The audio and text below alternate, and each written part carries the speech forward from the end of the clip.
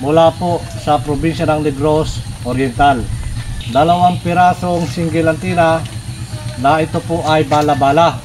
Halaga katiits, mga kababayan, kapag 2 single antenna, hindi po pwedeng hindi babalahan. Kapag gagamit po kayo ng 2 pirasong single antenna, dapat isa lamang po ang inyong babalahan. Pag tinaas mo po yan, dito ka na po titingin yan. Yan po ay aking tato. Ayan. Yung kanya pinusuan mula po sa Negros Oriental. Ayan.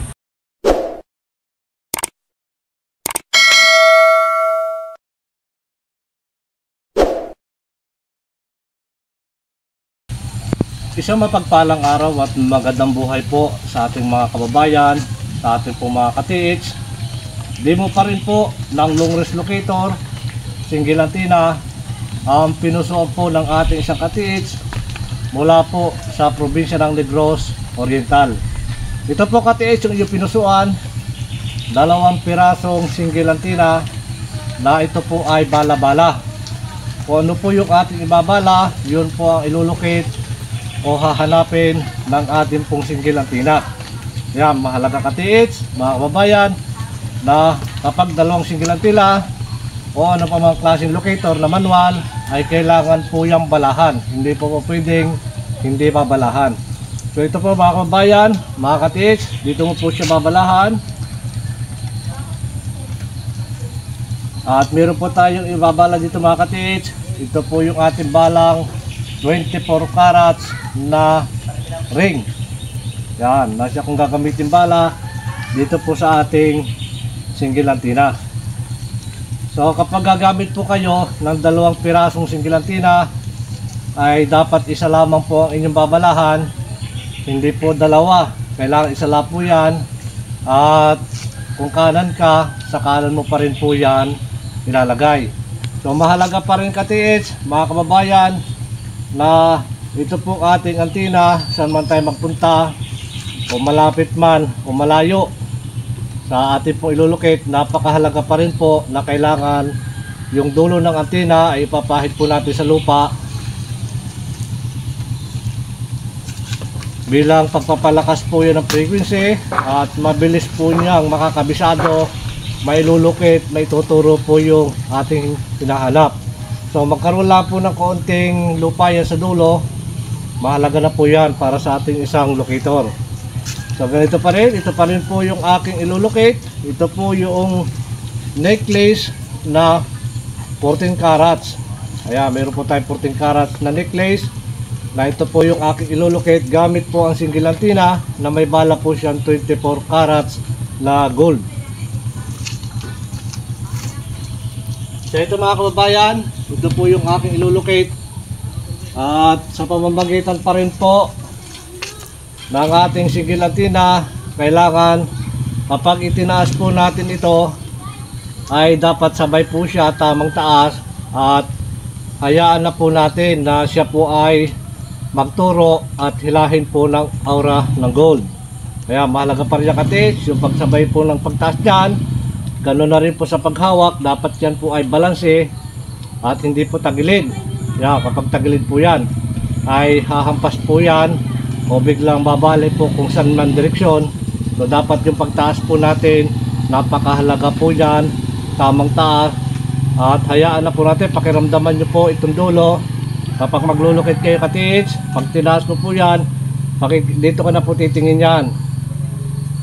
Titinan mo na po yung antenna, pakiramdaman mo kung saan po siya magtuturo.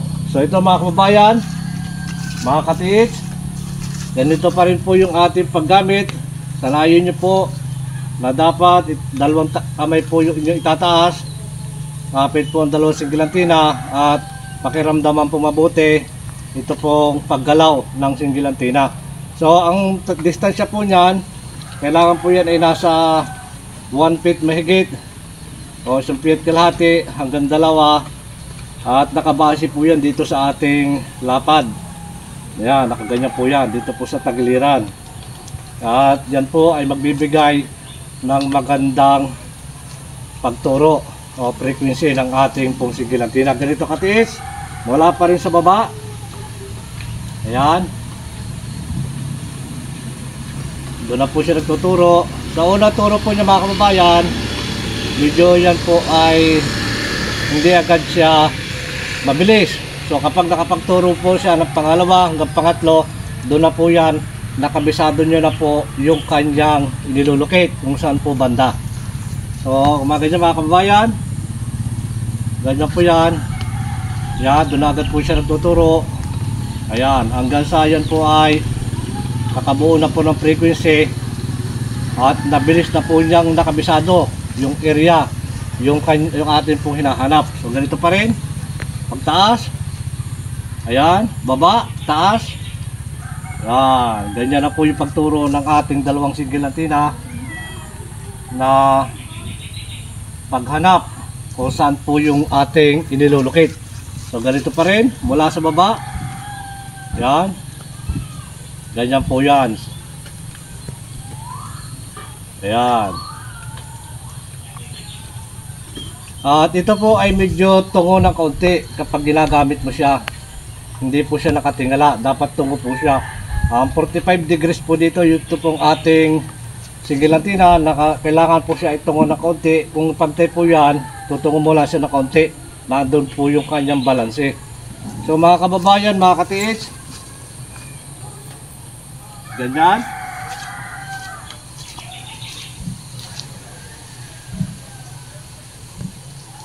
Ganyan pa rin, doon pa rin nagtuturo. Ayan. Doon pa rin. Ayan. Ayan, doon pa rin mga katiks. Ayan. Kung ano po yung ating ibinala, yun po ang ilulocate, ituturo o hanapin po ng ating single antenna.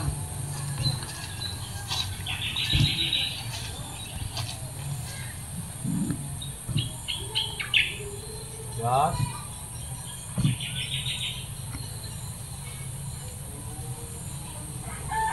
Doon pa rin. Ayan. Ayan, ganyan katiis.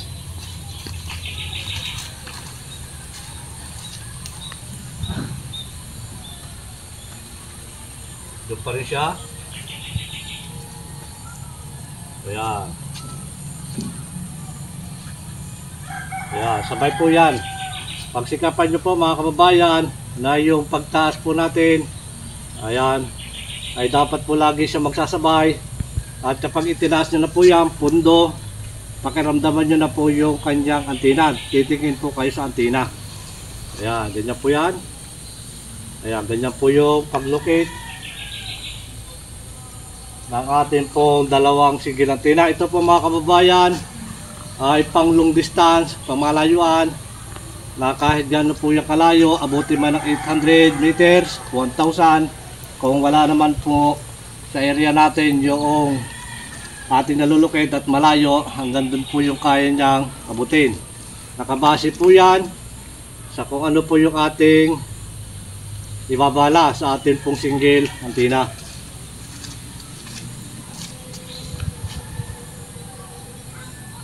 Ayan. Ito pa rin siya. Ayan. At ito mga kababayan, ay muli ko pong tatapatan. Ito pong ating ililulukit na 14 carats na necklace. Gamit po ang dalawang single antenna. So sa pagkuha pa rin po ng ground, napakahalaga pa rin po yan na kapag ginamitan mo na po yan ng cross, pa-cross po yan, madali mo nang matutunton. Yun po ang ating hinahanap kung saan po yan nakaposisyon. Ganyan pa rin. At kailangan po yan sa pagkuha natin ng ground ay dyan na po yan bubuo uli ng frequency na kapag buti na po tayo tumatapat, ito pong dulo ng antenna ay malapit na po siyang mag-cross hanggang sa pag nakatapat po tayo. Yan po yan, magiging resulta ng ating dalawang single antenna. Yan. Ganyan po yan kapag natapatan na po natin. Nakakross na po yan. Nakasagad na po yan. Kapag gagamit kayo mga kababayan ng dalawang single antenna, kapag itinas mong ganyan, ay dapat po yan, pag dumating na po dito sa gitna, nakadikit na po itong ating antena para hindi po nakasagad po siya. At yan, nakasagad na po siya. Kasi pag hindi po yan nakadikit, ay ganun po magiging resulta niyan. Awang po siya. So ito pa rin. Yan. Ibig sabihin niya mga ka-teach, yan po ay aking tatapatan o anuman po yung deteksyon ng aura ng gold. Nakatapat po tayo doon sa pinakang lalim o ibabaw po ng aura ng gold na kung saan po yan sumisingaw. So ito mga kababayan, mga ka-teach, ito po yung kagandahan sa dalawang single antena na siya ay mismong isang pares, siya po ay mag-asawa. Na ito po yung kagandahan na ito pong kaliwa ay ginagamit natin bilang isang ground, bilang isang negative. At ito naman po ay positive na pwede po natin ipag-estimate ng lalim, pwede po natin ipaghanap ng entrance ng tunnel at close tunnel sa pamamagitan po ng dalawang single antena. At kapag isa naman po yung ginamit, doon po siya ay ikot, doon po siya magtuturo at yun po yung kanyang kayang gawin. So ito mga kababayan, mga ka-TH,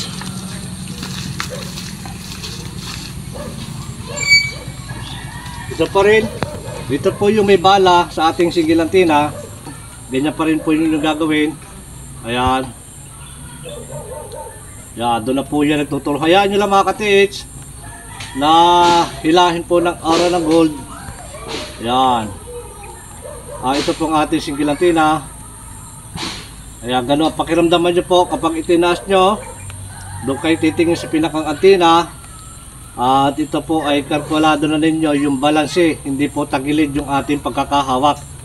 So ganyan pa rin po yan. Doon pa rin siya nagtuturo. Ayan, ito mga kababayan, mga ka-teach, ganyan po yung ating single antena na pang long distance.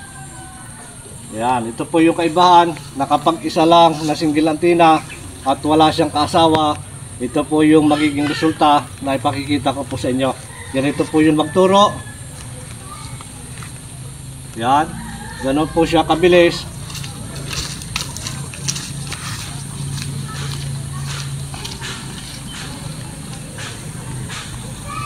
Yan, ito pa rin siya nagtuturo. Yan, wala sa baba, ganyan po yung gagawin nyo. Yan, ganyan pa rin. Hilahin na po yan ang aura ng gold. Ayan, doon pa rin po siya humihila. Ayan, pakiramdaman nyo lang mga ka-teach, yung paggalaw po, pagka itinaas mo po yan, saan?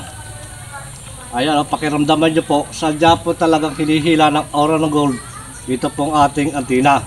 So ganyan niya mga kababayan. Ayan, yan po yung pag-locate natin na kung saan nandun po yung necklace na 14 karat.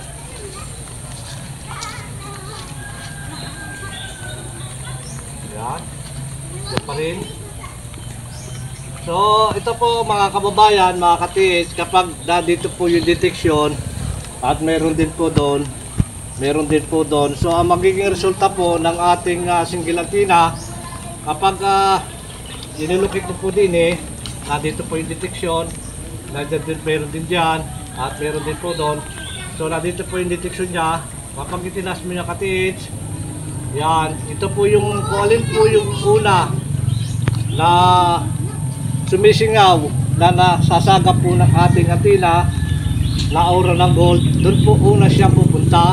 At kapag nawala po yung aura na ito pong kanyang unang pinuntahan, kumbagay lipas na po agad, at ari po ang sumisingaw naman, doon na po siya agad siya babalik. Ang ganyan-ganyan po yung ating antena hanggang sa ito po ay nadiretso doon, hanggang babalik po yan, babalik ulit doon. Ganyan-ganyan po yung pagturo ng ating ating single antena na antena. So ito mga kababayan, mga ka-TH, ayan, ganyan pa rin. At ito po ay aking tatapatan at ang magiging reaksyon po ng ating singilatina na kapag isa lamang po ay hanggang doon lang po siya sa pag-ikot at hindi na po siya magpo-cross. Yan. Yan po yan. So ground pa rin po yan at dapat hindi po pabago-bago yung ating pagpihil. Yan. Pag natapatan mo po yung katiits, yan po yung magiging resulta ng ating singilantina. Bumubuo na po siya ng frequency. At kapag buo na po yung kanyang frequency, ay tuloy-tuloy na po yung kanyang pag-ikot hanggang sa yun po ay bumilis na lang bumilis. So ito po yung singilatina na kapag isa lamang at natapatan mo, ay hanggang doon lang po ang kanyang kayang gawin na umiikot lamang siya. Yan. Ito katiits. Yan. Kapag dalawang singilatina po, siya po ay magkukross. Ayan. Ito po yung kanya pinusuan mula po sa Negros Oriental. Ayan. Ito po yan. Isa pong pares na single antenna. Buo na po yung kanya frequency. Kapag natapatan na po natin, ito po ang ating target. So mga kababayan, mga katiits, muli po maraming salamat sa lahat. At sa patuloy po na nanonood po ng aking mga ina-upload na video. Pagpalain po tayo ng maraming biyaya at higit po ang isang magandang kalusugan.